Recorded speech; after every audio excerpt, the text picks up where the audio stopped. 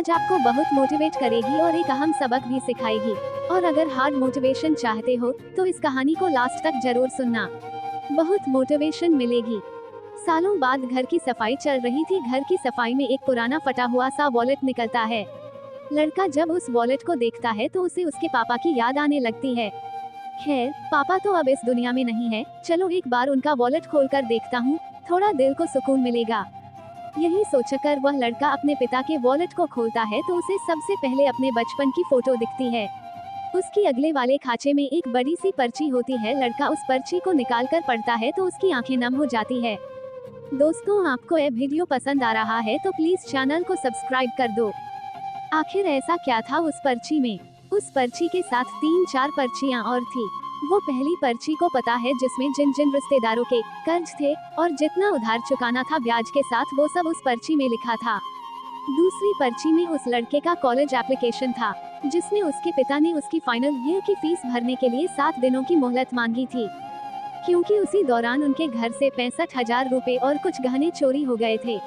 तीसरी पर्ची में उसके पिता की पुरानी स्कूटी का पेपर था जिसे वो दिल से बहुत ज्यादा चाहते थे, मगर सिर्फ उसके कॉलेज फीस के चलते उन्होंने अपनी स्कूटी बेच दी और बाकी के कुछ पैसे किसी आदमी से उधार 10 रुपए ब्याज पर लेने पड़े। चौथी पर्ची में पुरानी कोठरी के कागजात थे जो बिक चुकी थी। जब उस लड़के के मां का ऑपरेशन होना था लेकिन उनके पास ऑपरेशन के लिए पैसे नहीं थे, ये देखकर उस लड़के के आंखों से एक के बाद एक आंसू गिरने लगे। दोस्तों, आपको यह वीडियो पसंद आ रहा है तो प्लीज चैनल को सब्सक्राइब कर दो। तब उस लड़के की पत्नी आती है और उन पर्चियों को देखकर समझ जाती है कि शायद उसे अपने पिता की याद आ रही होगी। इस पर उस लड़के की पत्नी कहती है, आज बड़े दिनों बाद अचानक ऐसा क्या याद आ गया कि इतने आंसू निकल गए? तभी वो लड़का भारी दिल के साथ कहता है कि कभी मुझे दिखा ही नहीं कि मेरे पिता किस दर्द से गुजर रहे थे।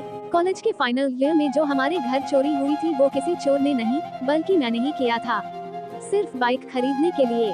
और यहाँ कर्ज पर कर्ज बढ़ता रहा और मेरे पिता अंदर ही अंदर घुटते रहे। मैं हमेशा उन्हीं को कोसता रहा कि उन्होंने मेरी एक भी इच्छा पूरी नहीं किया, न मेरे दूसरे दोस्तों की तरह नए कपड़े लाके दिए, न कोई खिलौना दिया, जबकि मुझे शहर के सबसे बड़े स्कूल में पढ़ाने के लिए पैसे नहीं थे उनके पास। माँ के इलाज के समय पैसे थे मेरे पास, जबकि मैं उन्हें नशे में उड़ता रहा, दोस्तों पर खर्च करता रहा और जब पापा पैसों के लिए मेरे पास फोन करते तो मैं उन्हीं पर भड़क जाता। तब अंत में जाकर उन्होंने अपनी पुश्तैनी कोठी बेच दी। इतना बोलते बोलते वो लड़का फूट फूट कर रोने लगा। तभी उस लड़के का बेटा पापा पापा बोलते हुए उसके पास आया और कहने लगा कि पापा आप क्यों रो रहे हैं? वो एक 8 साल का बच्चा था, उसे क्या ही समझ होगी इन सब की। उसकी नजर उन पर्चों पर पड़ती है, वो 5वां पर्चा जिसे वो लड़का शायद से पढ़ना भूल गया था। उसका बेटा उस पर्चे को देखता है और पढ़ना स्टार्ट कर देता है। उस पर्चे में लिखा था कि अरे जानकी, तुम चिंता क्यों कर रही हो? वो हमारा बेटा है ना, वो सारे कर्ज चुका देगा। ये दुनिया कहीं काम नहीं आती, आखिर में अपनी औलाद ही अपना सहारा बनती है। आज तुम उसके लिए कमा लेने दो, कल वो हमें तकलीफ होने नहीं देगा। दोस्तों, आपको यह वीडियो पसंद आ रहा है तो प्लीज चैनल को सब्सक्राइब कर दो। तुम देखना, हमारा बेटा थोड़ा जिद्दी तो है लेकिन रिश्तों की पूरी कद्र है उसे। मैं चाहता हूँ वो अच्छे से अच्छे माहौल में पढ़े लिखे और आगे बढ़े। जब तक मैं जिंदा हूँ उस पर चिंता की एक भी आंच नहीं आने दे सकता। फिक्र मत करो, तुम्हारे भाई ने जो पैसे दिए हैं वो जल्द ही लौटा दूंगा, लेकिन अभी इसके हॉस्टल की फीस भर देता हूँ। पिछला महीना खाली जाने की वजह से तुम्हारे भाई से पैसे लेने पड़े। अच्छा, तुम ये चिट्ठी को संभाल कर रखना, अब तो मैं तुम्हारे भाई के पैसे लौटाने के बाद ही ये चिट्ठी तुमसे वापस लूंगा। अपना और हमारे बेटे का ख्याल रखना।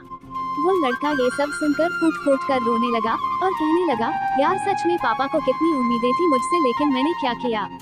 दोस्तों, शायद आप ये सोच रहे होंगे कि कैसे उस लड़के को आज अपने गलती का एहसास हो गया। मैं बताता हूँ, क्योंकि वो लड़का अब एक बाप बन चुका है। वक्त कितनी जल्दी गुजर जाता है, ऐसा लगता है जैसे कल की बात हो। एक नन्हा मुन्ना लड़का अपनी पापा के गोद में अपने जिंदगी का सबसे पहला लम्हा जी रहा हो। कितनी ख्वाहिशें, कितनी तमन्नाएं होती होंगी उस बाप के आंखों में जब वो छोटे से बच्चे को अपने गोद में लिए होते हैं। उस नन्ही सी जान से उस बाप ने ना जाने कितनी उम्मीदें लगाए हुए होते हैं। इस कहानी का निष्कर्ष हमें इस स्टूडेंट मोटिवेशनल स्टोरी से यह सीखने को मिला कि कभी भी अपने माता पिता का दिल नहीं दुखाना चाहिए, उनका हमेशा सम्मान करना चाहिए, गलत संगति से दूर रहना चाहिए, अपने माता पिता को अपनी हर मुसीबत के बारे में बताना चाहिए।